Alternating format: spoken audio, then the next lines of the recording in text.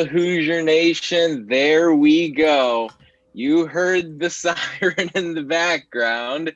Indiana's making waves, ladies and gentlemen. It's a beautiful Monday afternoon outside here in Bloomington. It's 77 degrees right now. Except guess what?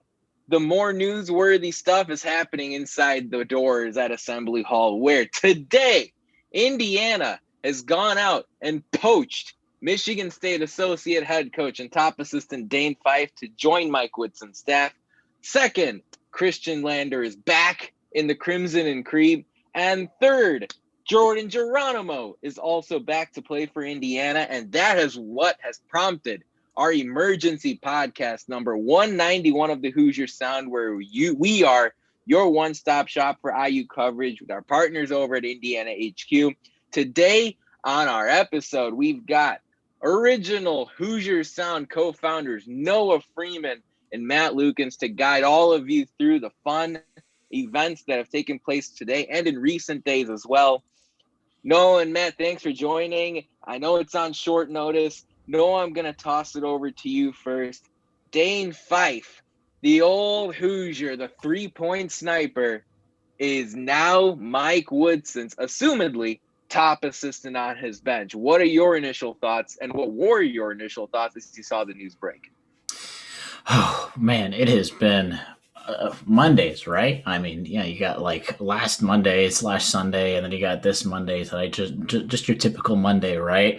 And I think the way that Assembly Call has kind of been at least actively tweeting this phrase. I know a lot of people have used it, but it's just kind of like for all the people that thought you might need a year, you might need 2 years for Mike Woodson to be able to get this going and get things up and running for Hoosiers to start being even just a little bit successful. In terms of success, I mean, as in just like making the NCAA tournament, being in the top half of the Big Ten, nothing too like drastic yet, right? Those baby steps. And who says now that 2021, 2022 basically can't be that immediate step? I think it's going to start to become reasonable, and this is going to be something for the entire offseason to talk about, but to be reasonable for this Hoosier basketball team that's starting to come back. We'll have to see, obviously, what transfers occur, if Armand and Race come back or not, and whatever the assistant will come be. But, I mean, there's been almost nothing but good news since, 8 days ago, basically.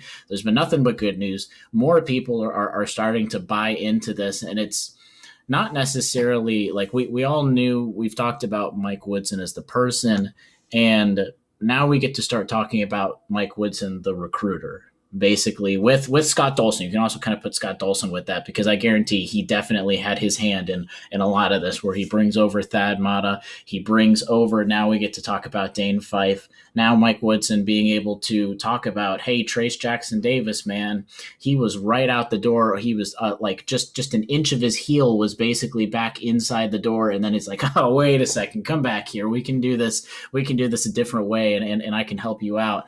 And just nothing but almost like home run hits so far, right from the very beginning. It's just so excited to where, I mean, a couple of years ago, I think this kind of sums it up. We hire an assistant coach and 2 transfers come back to Indiana, and we're doing an emergency podcast. That kind of sums up the excitement of where we are, right? Because that seems like in a typical year, that's just like, oh, what the heck are you guys doing? Why are you talking about an assistant and 2 people coming back? But this is where we are. This is the Indiana basketball world we have just stepped into, and it's really fun to be able to go and talk about.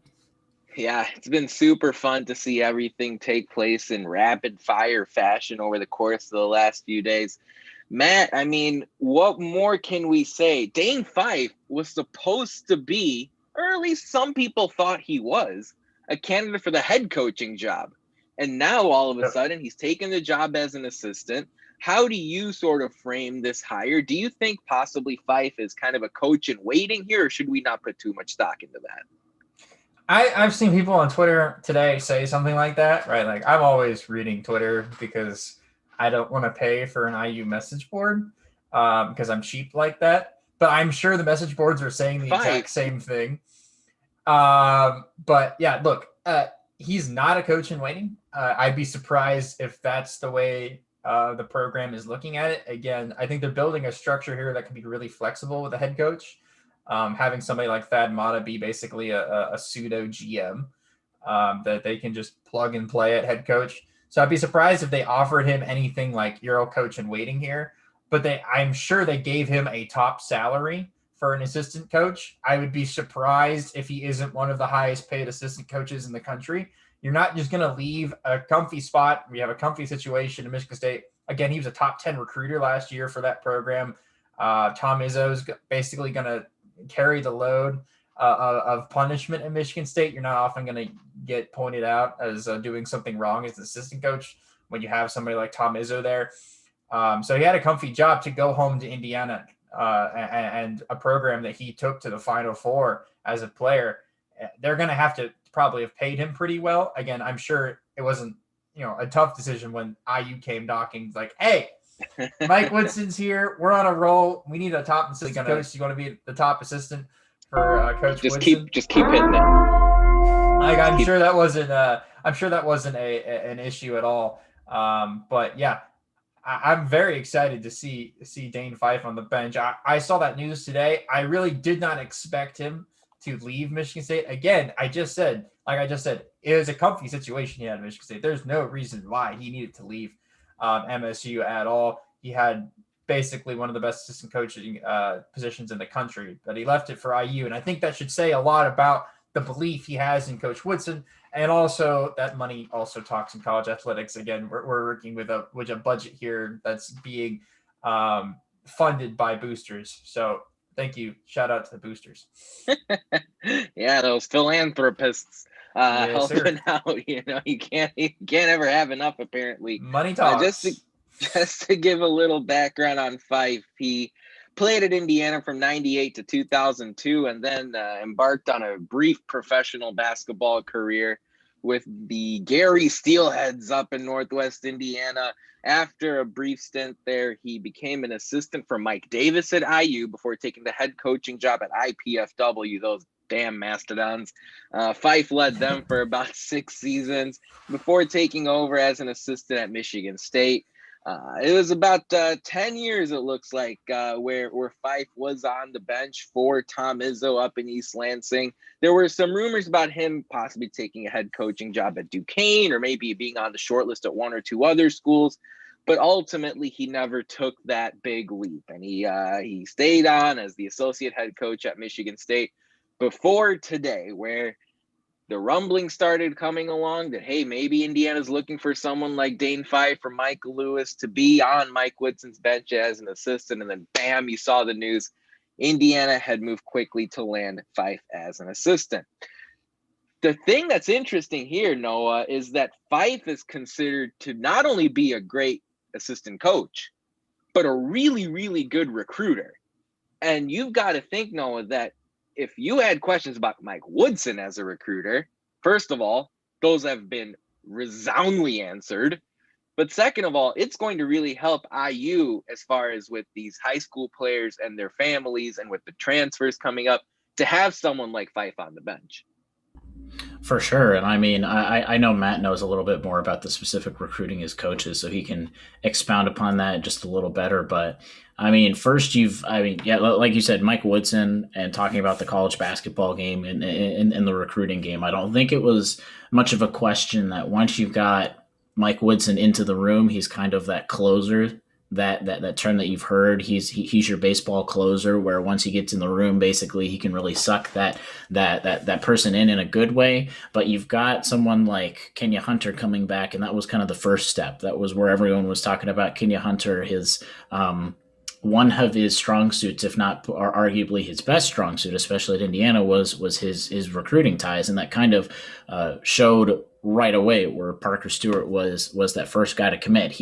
Hunter and Stewart had a really close relationship, and I have no doubt that Hunter being retained was the reason that Parker Stewart, or at least one of the biggest reasons he came back. So you've got Hunter coming in on the recruiting trail, and you've got someone like Dane Fife coming in to just have another brain. And of course, all of the assistants are doing somewhat of recruiting, but you've got so many of these guys that are able to do this. Mike Woodson doesn't have to put as much time and effort or learn as fast. At least he like is probably the bigger thing. He doesn't have to take on this humongous role of finding those recruits and learning that system. He can kind of go back to a Thad Matta. He can talk to his own guys, where you've got the Dane Fife and now Kenya Hunter, where he can actually go to them and say, how does this process specifically work, so we can get off the ground running immediately. And I think a lot of these hires are especially more for, hey, we're going to start doing this now. I don't want to wait a couple of years. I want to do this immediately. But Matt, what else have you seen with specifically Dane Fife and his recruiting, at least, especially around the Big Ten, since he's a Big Ten guy?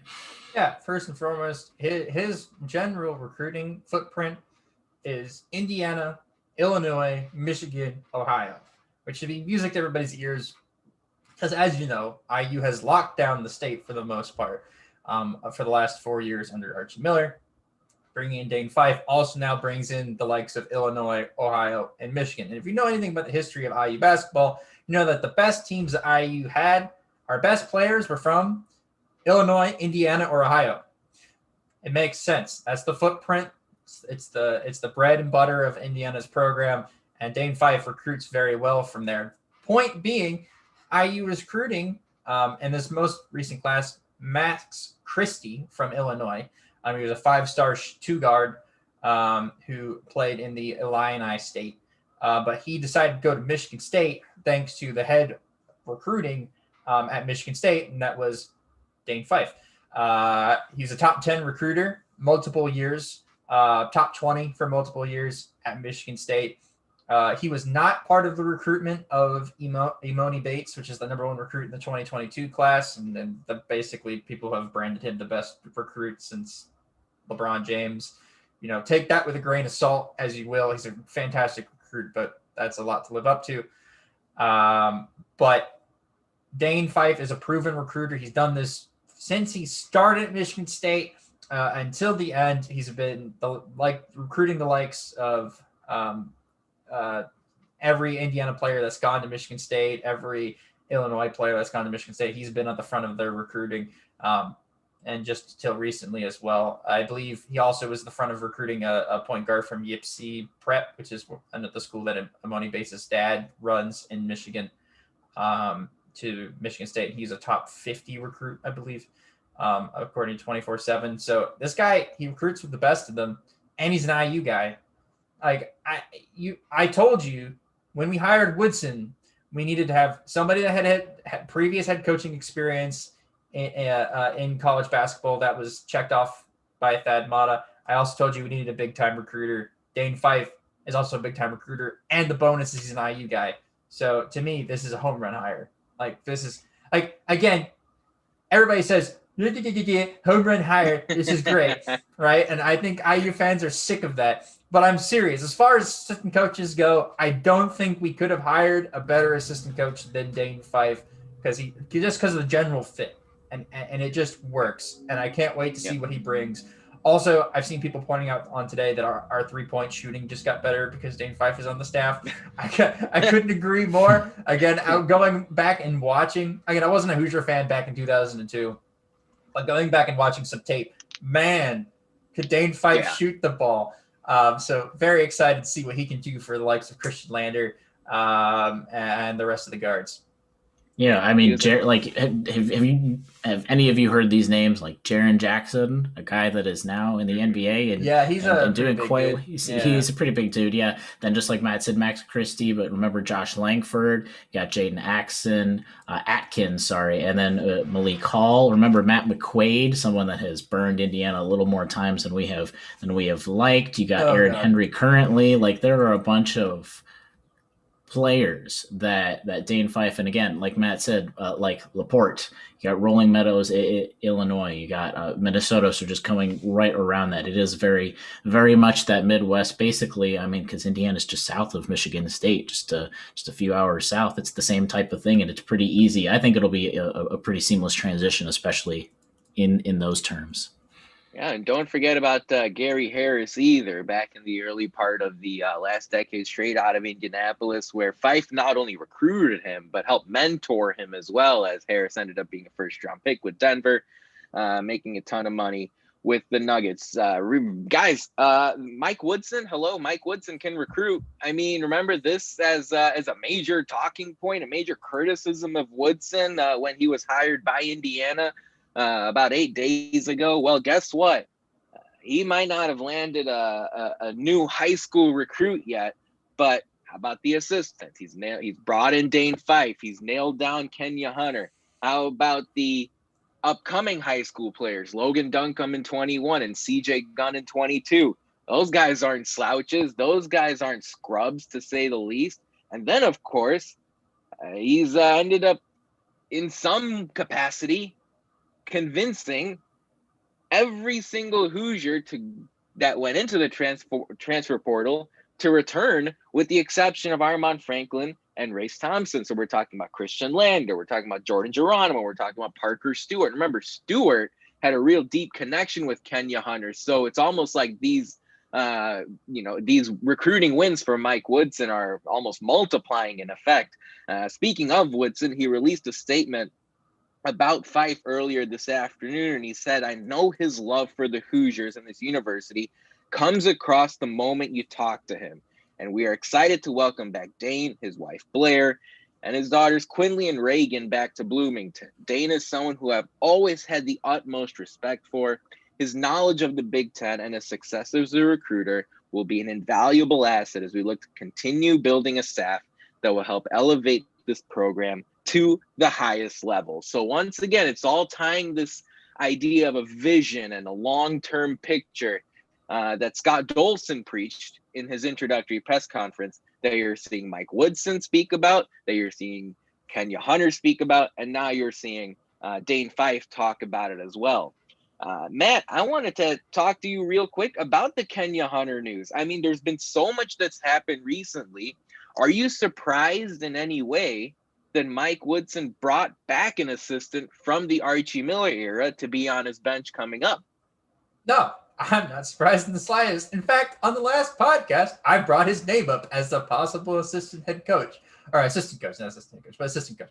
You know why I said that? Because Kenya's another guy that knows how to recruit. He's been doing that since he was at UConn. Like, he's a very good recruiter. Again, also, we wanted Parker Stewart. There's a reason why everybody's excited about Parker Stewart. He's a top-level recruit.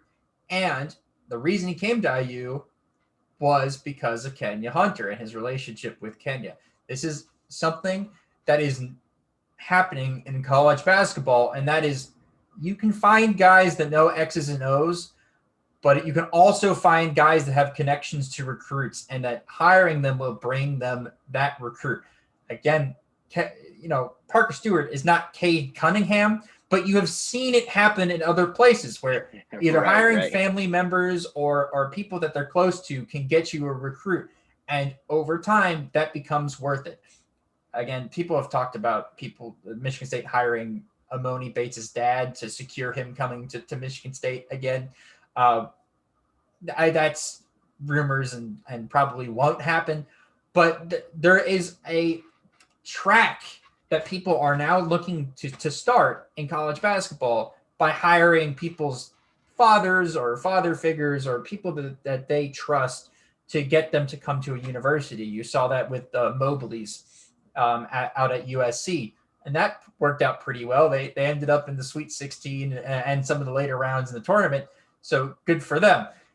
It can work, case in point, for Kenya Hunter as well. And Kenya Hunter, by the way, was the point guy for IU for all the future recruits, for Logan Duncombe and for CJ Gunn in the 2022 class. And he's working with a lot of the top targets for IU in the 2022 class. So it makes a lot of sense recruiting-wise and continuity-wise to keep him.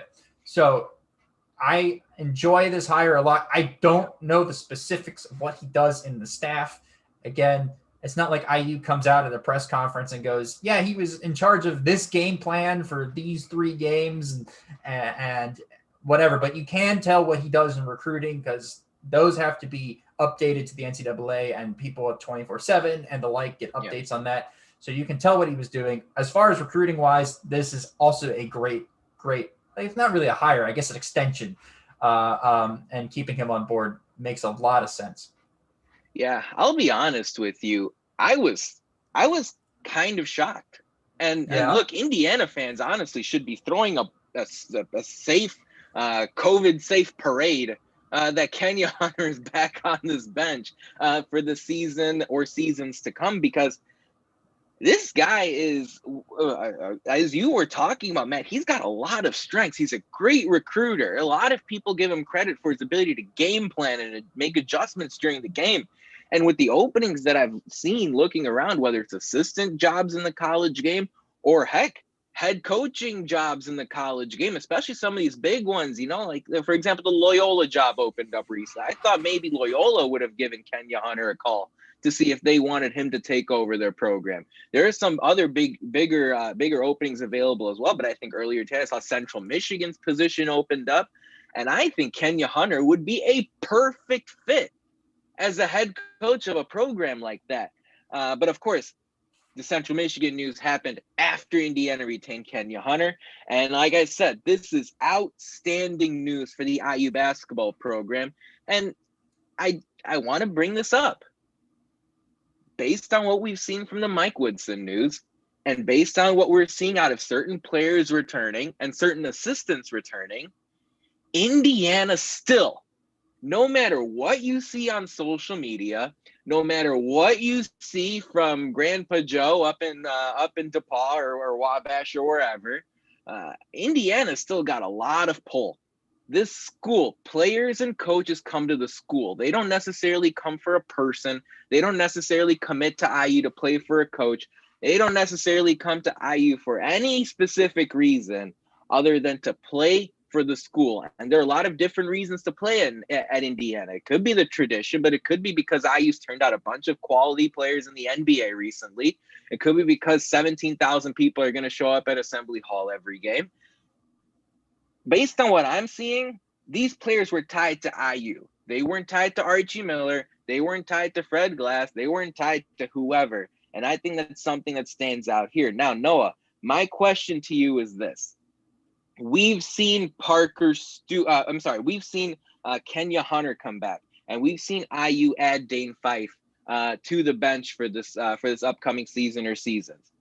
There's another assistant spot open available. That third opening, who are some of the guys you're keeping an eye out for? And if not specifically, what sort of qualities are you looking for in this third assistant coach that still needs to be added to the staff? I feel like someone should always be on Twitter just the whole time, just since news is breaking the entire day, especially because we also even haven't talked about how UNC had hired a coach today either. That's just been kind of slowly slipped in there between everything else coming on. I mean, the first guy that everyone's going to talk about, first, I guess, I don't know if Mike Woodson retains one of the other two positions or two assistant coaches that were on the basketball team out of the last couple of years. I'm not sure. He probably would have done that. Like Kenya Hunter was first. So I feel like he probably would have done that, or at least we would have heard rumbling something about that. So not entirely sure that way, but I think the biggest name that is starting to be thrown out there, and a lot of it could be just because he had obviously a very good run just recently in the Final Four, but the Mike Lewis, one of the UCLA assistant coaches, is one of those names that everyone has been throwing around. You've kind of seen his name a couple times from various media members that can talk about opinions. Obviously, some of the media members can only talk about facts and stuff like that. But he's been a guy that, as the UCLA assistant basketball coach, is kind of someone that you're looking out for. And that was almost like we even had a back channel where we were talking about, hey, Dane Fife or Michael Lewis. And it was like, because it was like, oh, you're probably going to get one or the other. They're both good enough assistant coaches to where you probably won't get both of them. But then there are rumblings that he might actually be that third position. And if you were to believe all of the rumors in the chat, which is something that is really bad to do, but if you were to believe all of that, Mike Lewis has a really good standing in terms of potentially getting that other spot. But Matt, have there been any other names that you've been looking for or hearing of? I know there's a lot of, like, you can't really speculate too much. I don't even think any of us on the Hoosier Sound speculated any of these assistant coaches until they were out. So I know we're going to talk about it, but is there anyone else besides Mike Lewis? No, actually, it's really been like very quiet. I mean, it's been, everybody throws out like a billion freaking names, but like a Calbert Chaney or you input X player or random person from a college that they like, they're like the play style or whatever, but really not a lot of other names other than Michael Lewis, which tells me there's a lot of smoke there. That's what that tells me. I mean, there's a little bit of traction to that rumor because, I remember when the job first opened up, again, Calbert Chaney was, we should look at Calbert Chaney. We should look at Calbert Chaney. Look at Calbert Chaney. Look at Calbert Chaney. And then as time has gone on, it's been Michael Lewis. Michael Lewis. Like, I think there's a bit of traction there. So, and I've seen rumors of people talking about, that's the staff is Kenya, Michael Lewis, Dane Fife. And I really like that staff. I think that staff is great, by the way. I think that would really work out well in our favor. But yeah, like Noah, it's so up in the air right now, and you just have to keep your ear to the ground, keep Alt F4 on Twitter, keep refreshing the page because, again, we know as much as you guys do right now, really. Alt F4 closes out Twitter. I think you want to hit F5 to refresh it. Well, Alt F4 and then F5. My God. It's the double refresh. It's a never-ending cycle. I'll throw a couple names out there. So one person I've talked about earlier that I think would add a lot of value to this particular squad of assistants is Derek Elston. He's somebody who used to be on the bench for IU and is a more contemporary person. Look, Fife is 41, Kenya Hunter is older, Mike Woodson. Elston would be someone who's a little bit younger, a little bit more fresh, and maybe can relate to the players a little bit more. And then one out of left field name that I'm going to throw out, again, way out of left field, but something that I think would be interesting, an interesting phone call to make, is former Nebraska head coach Tim Miles. I think that's a call that could be kind of interesting as far as someone who comes in, has collegiate head coaching experience at the Big Ten Nithin level. Breaking news, Nithin! Yeah, Breaking news! We're going to cut you off. Tim Miles, from John Rusty, Tim Miles is finalizing a deal to become the next head coach of San Jose State 13 minutes ago. See, this is what I meant. You need to keep your eyes on Twitter. This stuff is happening at a rapid pace. Nithin thought about this 20-something minutes ago and then got it shot down 7 minutes after he thought about it. That's outstanding. Well, okay, all right. Well, that I'm going to scratch that off the record. But when it's all said and done, if it's not Tim Miles, because it's not going to be Tim Miles, someone who has head coaching experience at the Big Ten level, maybe someone like John Gross. I can't think off the top of my head, the former Illinois head coach, what he's up to right now. And if it looks like he's the head coach at Akron, so we can scratch him off the list too. I probably should be improvising like this. Let's bring back Bo Ryan. No, look, when it's all said and done, I think that's kind of the path Indiana can follow here. There are a lot of options, and I'm sure Mike Woodson and Scott Dolson has something up their sleeve. Remember Thad Matta also serving as a consultant up there in Assembly Hall and Cook Hall. So definitely a lot of intriguing options as that third assistant. Well, also, I wanted to make sure, and I'm fairly certain. Again, you can tell our age if any of you are over the age of 30, probably more into the 40s. You'll be like, he had to check that information. I'm pretty sure Fife and Lewis actually played at Indiana together.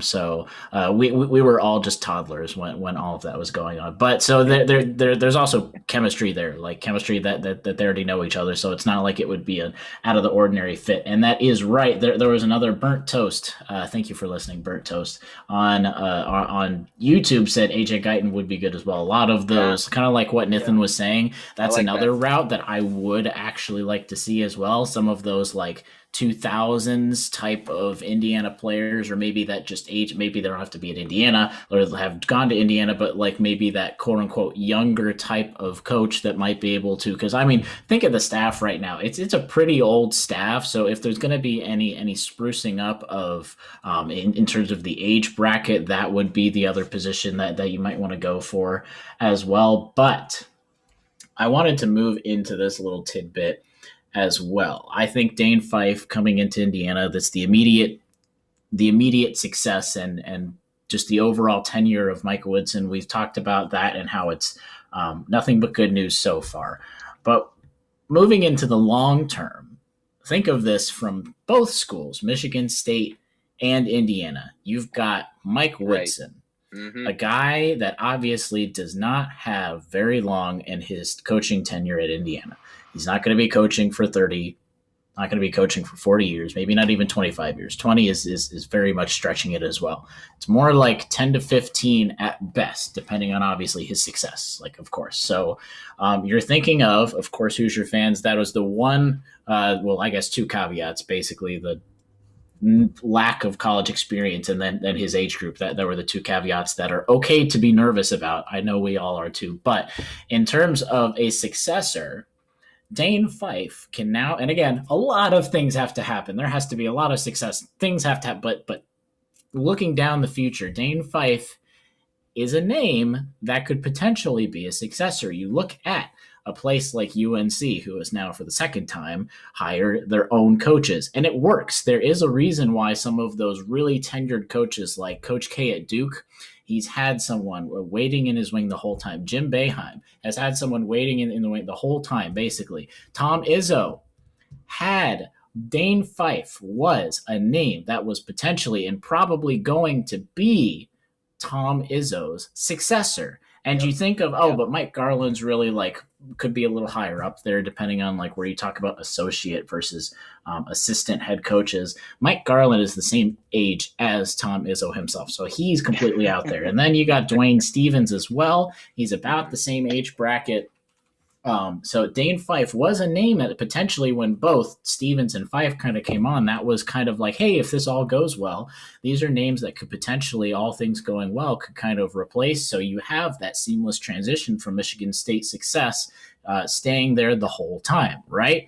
And now he has gone, basically, he's made kind of like what you all said at the beginning. He's made a lateral move. Dane Fife made a lateral move from Michigan State over to Indiana. And I mean, who in their right mind right now would pick Indiana over Michigan State if there wasn't something else there, right? If you just look at the X's and O's and the resume itself, right, between those two programs over the last 10 to 20 years, of course, it's a no-brainer. So the long-term success is crucial for this as well, because Indiana now shores up a guy that has been, it's not just the Indiana part. And I think all Hoosier fans are now like, all right, we got our guy. It's an Indiana guy. We'll see if it works, right? And it's not just the same thing where, hey, this guy went to Indiana. We want to keep that tradition if you would. But he's a good coach. He's a good assistant coach. He's a guy that has potential to be a good head coach at the top level, not just a mid-major school. And I think that is also where it comes into Mike Woodson saying, hey, come over where you've got a really good thing. And I mean, again, you're not just leaving a good Michigan State program. You're leaving a once-in-a-lifetime type of coach where you get to learn from in Tom Izzo. I think that can't be taken lightly at all, where you're leaving Tom Izzo, a guy that is a surefire, great Hall of Fame type of coach, if that kind of thing existed, obviously, in college basketball. Yeah, no, it's a great point, because Michigan State, let's be real, they haven't been changing head coaches too frequently. They've had, count them, 2 since 1976, Judd Heathcote and Tom Izzo. And so obviously, that's not the type of turnover that Indiana has been dealing with recently. And so Dane Fife, and again, I keep saying the V word, it all comes back to the vision that you're saying Scott Dolson and Mike Woodson talk about constantly. Thad Mott is in that group as well. They all believe in the mission to get Indiana constantly back into the NCAA tournament and winning games in March Madness. So before we dive into the player component of things, I do want to give a little shout out in who won the week this past week in IU sports. And that person is women's basketball head coach Terry Morin, who back on Thursday, after taking Indiana to the Elite Eight and losing a tough game to Arizona, by the way, an Arizona team that was way better than we all expected, an Arizona team that beat UConn by 10 and then went down to the wire against Stanford in the national championship game. Terry Morin signed a 4-year extension to keep her at IU through 2027. Scott Dolson talked on end about how much he believes in the type of success Terry Morin has built. He called her the architect of an unprecedented era of success for the women's basketball program. And he's excited to announce that they have agreed to a new deal that ensures she will be here for many years to come. Dolson cited 6 straight 20-win seasons, this year's run to the Elite Eight, how Indiana has become one of the premier programs in the Big Ten and in the Midwest region of the United States. All reasons why Terry Morin won this past week in IU sports, outside of all the men's basketball stuff that we've talked about incessantly here over the last couple of weeks. A friendly reminder, if you'd like to subscribe to our podcast for free, all you have to do is search for the Hoosier Sound wherever you listen to podcasts. Stay up to date with all of our information by following us on Twitter at Indiana HQ and at the Hoosier Sound. So Matt, now let's move on from the coaches. All right, we've got some big player news. Parker Stewart, he's back. Khristian Lander, he's back. Jordan Geronimo, he's back. Out of Trace Jackson Davis, since the last time we've talked, since the last time we've talked. Right. You're absolutely right. I'm glad you butted in there. There's so much. I mean, you just gotta make sure you don't miss anything. Trace Jackson Davis is back. Matt, I mean, you rarely see players return to their school after going into the transfer portal. How about these 4 players returning to IU and believing in Mike Woodson to not only help the program overall, but help their individual development? I mean, to be fair, it's not often you see people put their name in the transfer portal and then say, I have an option to return. Like, I'm keeping it open. So, to be honest, they were doing the responsible thing, following in Armand Franklin, who was the first name to put his name in the transfer portal, following in his footsteps of doing the smart thing, which is going out and getting information. Again, it's the age of player power. Whether we like it or not, it makes our job at Indiana HQ a lot harder because we have to keep track of like 9,000 names. But it definitely is what college basketball has become and what we have to get used to nowadays. But they've made the smart decision, heard what Coach Woodson has to say, and they were like, you know what? I like this guy. I'm buying in. You know, I was here for the school. I was here for the state. But you know what? Now I'm in. And that's credit to Coach Woodson and the vision, again, that Nithin talked about earlier. The vision that he has for the program, the vision that Scott Dolson has for the program, the vision for that Thad Matta has for the program. And those 3 together and their collective consciousness, right, that they've put into the program has obviously paid out. But I would like to credit Khristian Lander coming back and Parker Stewart coming back and Jordan Geronimo coming back to 2 things. One, the Kenya Hunter thing. I really think that keeping somebody from the last staff that they committed to. I know, Nathan, you said they commit to the school, and that's fine. And that can be your opinion, but I am of the opinion that they commit to a school as an addition. But they're playing for a staff, right? They're working every day with a staff. They are there to improve themselves and get to the next level. They are committing to a coach and a staff. And with Archie Miller was gone, a lot of these guys, I think, were leaning on out. Like you heard Trace in his press conference say, I was leaning towards going pro. Keeping Kenya Hunter was a big deal because it keeps part of the staff, part of the connections they had there. And then you add in Coach Woods coming in, bringing in new blood, bringing in new positivity, bringing in a new vision, a new system. Everything's new. Breathing in new life. Even Trace talked about it. that they were trying their hardest at the end of the season, but things just weren't working out. It felt like they couldn't get out. They felt trapped, right, at the end of the season. So bringing in a release, a new coach, a new vision, a new blood is exactly what they needed. And so keeping Kenya, keeping some continuity, even if it's just a little bit, some continuity that's still there, and then bringing back Trace was the big deal. Again, Woodson said it when he got here. That was his number one priority was keeping Trace. He did that. He did it the right way. He went in and told him everything he was doing wrong, and I can get you right. And that's a straight shooter player coach mentality that we knew that Coach Woodson had and everybody told us about, and it worked. And we got Trace, and that sold. Again, remember, Khristian came here. What did Khristian say in his recruitment, right? He said, I came to play with Trace Jackson Davis, right? I came to play with Trace. And Trace coming back meant Khristian was easier for Khristian to come back. Yeah. Jordan sees his boy P. Stu and Trace come back and Kenya come back.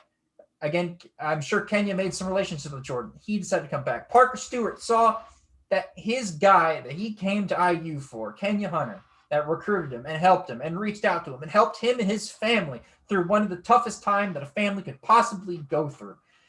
It's coming back. He decides to come back too. I would not be surprised to see Armand Franklin, Trace's best friend and roommate, come back. Again, we've heard, again, we have all heard the rumors about Illinois, right? We have all heard the rumors. Mm-hmm. And if he chooses to go that way, so be it. Good luck, Armand. You're going to do great. You'll end up in the NBA, I'm sure. But if he chooses to stay, remember the reason he is staying is not only because of Mike Woodson, but because of Trace Jackson Davis, because of their connection and the love that they have for each other as brothers. Let's just remember that. Trace is the catalyst for all of this. And that part cannot be underestimated when Trace leaves IU and he graduates and he goes to the NBA and plays for however long he gets to play for whatever system, that his legacy should be that in our time of need, he was the glue. Like when we needed something to stay the same and everybody could leave and we could have a total careening, right? And everybody could leave. That he decided to stay, he decided to believe, and that's what we should remember from now until whenever Trace is old and gray and yeah. I mean, I'm like so that. Proud. I'm Nithin. Just to finish it off to make my ramble make sense. I am so proud of Trace. I love him so much. Well, I tweeted, "I love you." Like it's. I can you tell I'm happy? Can you tell? A little personal there. Yeah. Look, I think overall it's important to look at some of the words from Jackson Davis's official statement that he released on Twitter, saying that Hoosier Nation has been down for a while, and I want to be a part of the change that makes it great again. One last go around with the candy stripes. Let's get to work. Over at Indiana HQ, we tweeted out the full press conference. I would highly recommend listening to Jackson Davis speak. He was talking about needing some positivity and needing some energy in the program. And Noah, overall, I mean, it is all interconnected, right? You know, the Dane Fife news, the Kenya Hunter news, Parker Stewart returning, Trace Jackson Davis returning. It is all woven together. For sure. I mean, first of all, you're right. Go listen to, if you haven't already, I'm sure most of you already have listened to Trace's press conference. It's a very enlightening press conference, and you can kind of, all of those bits and pieces you could kind of assume were going on, probably were with the way he was talking about. But I want to talk a little bit more about Jordan Geronimo, and this is not against him as a person or anything, but I was thinking that he would probably, if there was anyone, like let's say all of the transfer people come back except for one, who's probably the most likely, and I would say Jordan Geronimo, and this is why. This is, again, nothing against him. It's just because think of his situation. He did not grow up in Indiana. He didn't grow up in the Midwest. He grew up, like probably a 12, 14 hour, I don't even know how far away his place was, but right, like almost a closer to 20-hour drive than like a 2-hour drive away from Indiana. He didn't necessarily grow up an IU fan watching IU basketball either, right? So he doesn't have that connection that all of us fans are here for listening to this podcast and following all of it for, right? That's not what he was, right? I didn't grow up like that. Matt didn't grow up like that. And yet here we are. That doesn't mean, anyway. He was also just a freshman. He had 1 year. And typically, when there's a transfer that happens or a coaching fired and someone transfers, typically it's some of those people that are from out of state and might want to go back home because it's like, hey, I was really far away from home for the first time in my entire life, and I just want to go back closer to home because that's what the majority of not just like college athletes, but like just of the country does. The majority of people obviously go to college somewhere around where their home place is. So thinking of him being a freshman, he was not necessarily emotionally attached to Indiana, just at least in the long term. Maybe he was for the year, but at least in the long term. His coach that brought him to Indiana, which is the biggest key, I think, for that, he was fired and he was let go. The reason that Jordan Geronimo was at Indiana is let go. Add on to that he was a freshman and he was only there for 1 year, it would make sense. And honestly, I would say you really should probably go somewhere where you're closer to home, you feel better with your family, et cetera, et cetera, et cetera.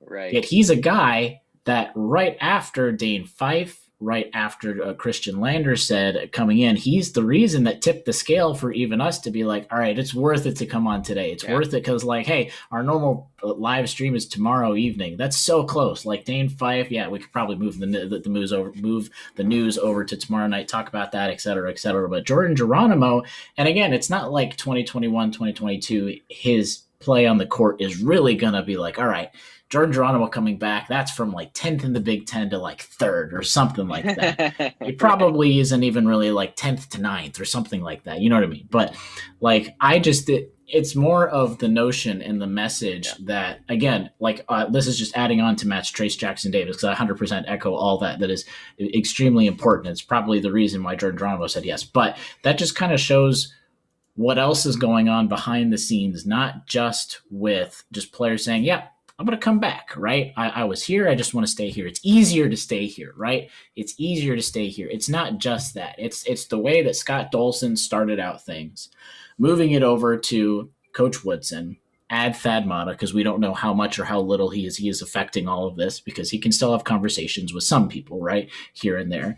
Adding to Trace Jackson Davis coming. Like, there's a lot going on behind the scenes that we don't exactly know, but we can see through things like Trace being out the door minus an inch of his heel, to Jordan Geronimo being a guy that lives all the way far on the northeast coast, coming back to Indiana. And these are all things that are just like, hey, it makes us, and again, this is a lot of it probably is the homer bias thing, but even national media members, at least the sane ones, will say there's something special that is already happening in Bloomington 8 days after a new coach was hired. And there's a lot of reason to be optimistic. And I don't think it's just our crimson colored glasses, right? Saying that this yeah, right. This is not just our rose colored glasses, Rose Bowl colored glasses saying, hey, we can, like, there's reason to be excited because we're just Indiana fans. I think there's concrete reasons to be like as much unbiased as we can to say, hey, there's things happening, and I'm super excited for this, not just as a fan, but because things are happening, and it seems like 8 days into it, and again, because, I mean, we got this way at the Archie Miller hire, right? But it seems like 8 days into it, things are at least starting off well. Yeah, no, that's a great way of putting it. I'll say this. I'm really excited for Parker Stewart, and if you guys follow me individually on Twitter over at Nithin, I sent out a tweet as soon as Stewart committed back to Indiana a few days ago. I said, man, this guy's going to light it up at Assembly Hall next year. I don't know how many minutes he's going to play. I don't know if it's going to be 10 or 20 or 30 or what, but when he's on the floor, he's going to give this offense a different dimension that you haven't seen before. He's played as a role player on Pitt. He's played as a ball dominant guy on Tennessee Martin. He's sit back, sort of soaked in what it means to play basketball in Indiana over the last few months. I think he is going to hit the ground running, which is going to be important, especially if Indiana schedules some tough teams in non-conference play next year. But that's a problem for Mike Woodson to deal with in the longer term here over the course of the summer. Just a couple notes. Khristian Lander, according to reports, was pursued by NC State, Florida, Pitt, and Nebraska while his name was in the transfer portal. Reports also said Jordan Geronimo was pursued by Virginia, Ohio State, Penn State, Seton Hall, and Providence, among other schools. So there are prominent basketball programs around the country with really good head coaches and really good leadership that tried to snatch these guys up, but they just weren't able to convince guys like Lander and Geronimo to move on from Bloomington. Those two guys are back, as are Parker Stewart and Trace Jackson Davis. Now, that still leaves three key names out there: Armand Franklin, Race Thompson, and Joey Brunk. Matt, real quick, out of those three guys, how many do you see returning to Bloomington to play with everyone else next season? I mean, call it crimson-colored glasses, call it too much optimism, call it the copium that I've taken today. But give me all three. I think everyone comes back. Again, I could see Race not coming. I can see Joey being like, you know what, I have back issues. Like, why am I going to go through all of this just to risk maybe even stuff like injuries that could be detrimental to my well-being for the rest of my life, right? Like, you don't mess with your back. Like, yeah, I'll be honest, like my mom screwed up her back when she was 38 and she still got back issues now. And I'm not going to tell you how old she is because she killed me. But but yeah, like that's a serious thing. I don't think I need to lecture people on that. But right. If he does and they come back, which I think they will, I like this team. Again, we've said this multiple times on the Hoosier Sound. Last year's team was better than how it ended. Talent-wise, 1,000,000%. You want to see people's Twitter argument on Twitter? They're a sub 500 team in the Big Ten, and they're returning everybody. Why should we have optimism? Because they should have been better last year, and they weren't, and that was because of coaching. Like, that was it. Coaching and a couple injuries. You get P-Stew to play, you get a transfer or two, and you get everybody back. Let's run it back. I'm ready. And I really do think all three of them will return. Noah, same question to you. Out of those three guys, how many of them do you see returning to IU next season? Yeah, I mean, that's a question that I was thinking of even as we got, like, because there was so many people earlier today that was in the transfer portal that it wasn't really worth looking ahead, kind of being like, all right, how many more transfers, like, should we bring in? Should we bring in anyone? Should we pursue these guys heavily? Because you've heard names like Xavier Johnson be, like, Mike Woodson has been putting feelers out for transfer people. But when you look at it now, and I think, I mean, Joey hasn't said he hasn't left yet, so it's the same kind of thing. Like, exactly. I know Galloway and Leal have said, like, yeah, they never totally left, but like you have Finnessy, Hunter, Brunk, I guess. Are those really the only people that haven't said something official? I think so. Exactly. I would assume those people would be coming back. And again, there could be a reason why they're not saying they're leaving yet, because they want to give the benefit of the doubt compared to being a little more skeptical. So I would assume they're all coming back, which is just leaves Franklin and Thompson, obviously. And I think, and Armand Franklin has been a Hoosier through and through. I think he's a guy that most of us are honestly surprised he's so quote unquote late into the game in terms of just the other transfers on Indiana saying, I'm coming back. We're a little surprised that he hasn't said anything yet, and that he hasn't said Indiana yet, just because, like I said, he's a Hoosier through and through. I really think, and if we were going through all of this again, and we put all of those 6 players back on the list and said, who's the most likely to come back, I would say Armand Franklin was. So I really hope that's the case. And I really hope, I texted his mom, because we obviously had her on the show the first time a couple years ago when he was into the thing. And I said, hey, we're just thinking about you. Hopefully you guys make a decision that works best for you. And again, we'll support his decision 100% that way. But, Race Thompson, I think, is a little more of a question mark, just because you could see, like, the system that Mike Woodson will probably have will work with or without Race Thompson. I think he will definitely help this team, but if he ends up not coming back, I don't think it's the end of the world. I don't think that means Indiana's going to be, again, like 1 or 2 slots down compared to where they could finish in the Big Ten. So we'll have to see, and even if both of those players come back, you got only 1 scholarship slot open, which is crazy, because you thought all of these players were gone, like Al left and et cetera. Like, and Archie Miller didn't have a lot of, like, he didn't retain 13 scholarships the whole time. Be like, oh wait, we could have like 2 or 3. We only have 1 transfer slot technically open, so it'll be interesting to see where all those people go. I know if Armand comes back, I think it'd be great to have India, Miss Franklin back on here to be like, hey, what was the process you went through? Like, how I think that would be really interesting. So it'd be really good to have her back on. So you'll have to stay tuned and subscribe to us, obviously, if so you want to hear that. But it'll be interesting to go through. Like we'll see. Maybe tomorrow Armand and race, and we'll have to move up like a normal show or something like that. And just all of these emergency podcasts that are going on everywhere. Like Assembly Call is on the call right now. Well, make no mistake, all 3 players can undoubtedly contribute something valuable to this Indiana team. I'm a little pessimistic, and I think these are things you guys have already mentioned so far. I'm a little surprised Franklin and Thompson have taken this long. I think the Joey Brunk injury, it always has seemed like it's more serious than has been made publicly known, which is completely understandable. But anyway, look, I'm just speculating. I'm just throwing stuff at a wall here and hoping something sticks. If all 3 guys come back, like you said, Noah, yes, 1 scholarship spot would be open, so Indiana can still explore and add someone to the team. They're currently on the short list for 2 transfers out there, Noah Locke from Florida and Xavier Johnson from Pitt. So the Hoosiers can add 1 guy and not go over the limit. But of course, if any 1, 2, or 3 of that Franklin, Thompson, Brunk combination move on, that opens up more opportunities. So as we wind down here, let me just for a brief picture, because I actually had to write it down. So these are, I'll just put it as guards and forwards, so it's very vague. Like you got right now coming back officially, you've got Fantasy, Galloway, Leal, Lander, and Stewart. And again, this is assuming all those people that haven't said anything are staying. So those are your guards, and then potentially Armand Franklin. So Fantasy, Galloway, Leal, Lander, Parker Stewart-ish. He's kind of in the middle, and then Franklin. Then you've got your forwards.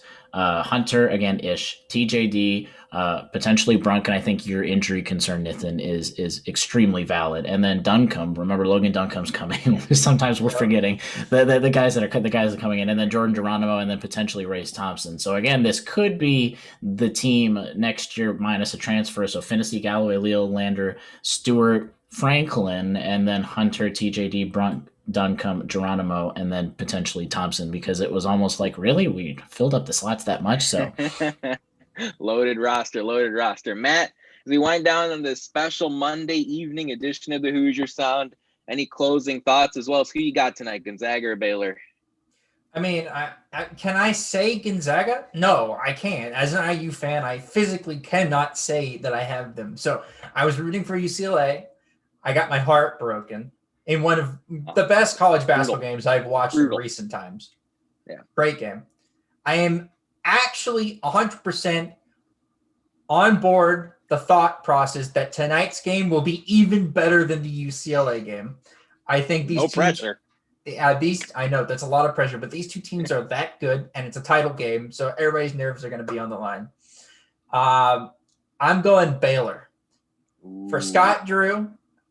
He's a Valpo, Indiana guy. Yeah. And all right. And I can't let go of the last bragging right that we have. We have to hold on to it, right? So yeah. I think Gonzaga loses in the championship game, even though I wouldn't be mad if Gonzaga won it, because Mark Fuse. Also, folks, just keep an ear out. Matt's going to appear with Ant Wright over on his podcast covering University of Michigan State of Mind podcast.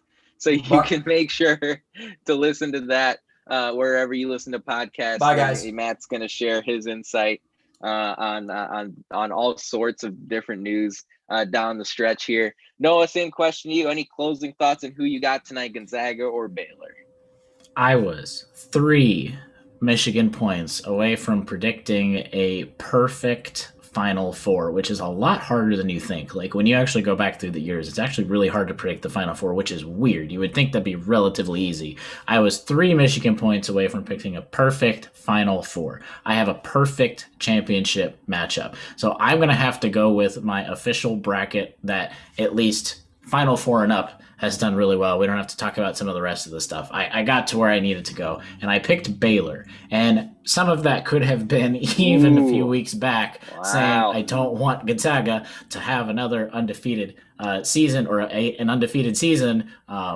Again, with that 76 season. So as a Hoosier, that could be some of the crimson colored glasses again on. But I mean, regardless, I feel like even if I didn't have any fandom stake in any of this tonight, I would still have to go with my bracket. So I picked Baylor, and that's of course the team that I would like to pick. And no, I don't want to see Gonzaga win, contrary to what Matt said. I'm sorry, Gonzaga, please go to a better conference first, and then see how you can do an undefeated season every time. You're going to be good.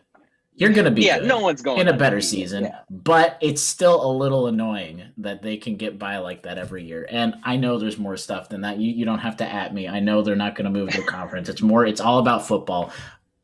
Anyway, that's how I'm going to wrap it up. And I'm going to wrap it up as like there could be another emergency podcast this week. There was rumors about how there's a big catering order that might have been put into some Bloomington restaurant for Wednesday. So they could have some party basically going on. So we'll see where the news takes us. We could have things wrapped up this week or next week. And we could have an actual team to start talking about coming up shortly, like a physical, here's the layout. This is where we're going to go. Yeah, and I'll tell you this, guys, even if Armand Franklin, Race Thompson, and Joey Brunk all move on from Indiana, which I don't even know what's going to happen there, based on the roster construction I see right now, I think my preliminary projection for year one expectations under Mike Woodson is to see this Indiana team back in the NCAA tournament. For Pete's sake, Agree. Trace Jackson Davis is back. And you're getting guys back like Parker Stewart and Jordan Geronimo. And then you add in a lot of the current players that are staying over, the guy Leal, Galloway, Finney, Hunter, etc. And transfers. Make the tournament. You can also, you're going to have Logan Duncombe in the fold. You're going to possibly add another person in the transfer portal. All that combined, making the tournament, besides playing an aesthetically pleasing brand of basketball, all as part of the year one checklist. Again, that's as of today. This type of stuff can change. I thought Gonzaga was going to go down on Saturday. I really did. I thought UCLA was sort of brewing up the perfect concoction of stuff to really trip up the Zags. And I have to give Mark Few and his guys credit. You know, it was really the first close game they had played in a long time. They were behind the 8 ball against BYU in the West Coast Championship game a few weeks ago and found a way to come back and sort of win that one comfortably. They stayed very steady. And I know it was a fluky sort of, long three that went in at the buzzer from Jalen Suggs, but they were even keel, steady Eddie in that crunch time situation. And they found a way to get the win. I just feel like that was the opportunity. I feel like Gonzaga is going to play a cleaner basketball game coming up against Baylor. I think Gonzaga is going to win by 5 or 6. I'm rooting for Baylor. Perhaps Scott Drew is going to see what UCLA did and try to incorporate a lot of the stuff that Mick Cronin and Michael Lewis and the rest of the UCLA staff put up there against Gonzaga. But I thought that was the game where where Gonzaga was going to trip up, and it just didn't happen. I think Gonzaga is going to win and cover tonight. But like I said, I'm rooting for Baylor. But that about wraps it up for our 191st show of the Hoosier Sound, an emergency podcast talking about Dane Fife getting hired as an assistant coach and Khristian Lander, Jordan Geronimo, Parker Stewart, and Trace Jackson Davis coming back. Thank you so much for joining us. We really appreciate your support. Thank you to our live audience. You are all beautiful people. To hear more fantastic episodes like the one you heard today, be sure to follow us at Indiana HQ, as well as at the Hoosier Sound to make sure you don't miss any in the future. You can also go over to indianahq.com to find everything in one place. Last, if you enjoyed our show, leave us a review, tell a friend, share our links. Your support really helps us grow this podcast and reach more passionate IU fans such as yourself. But as always, thank you for listening.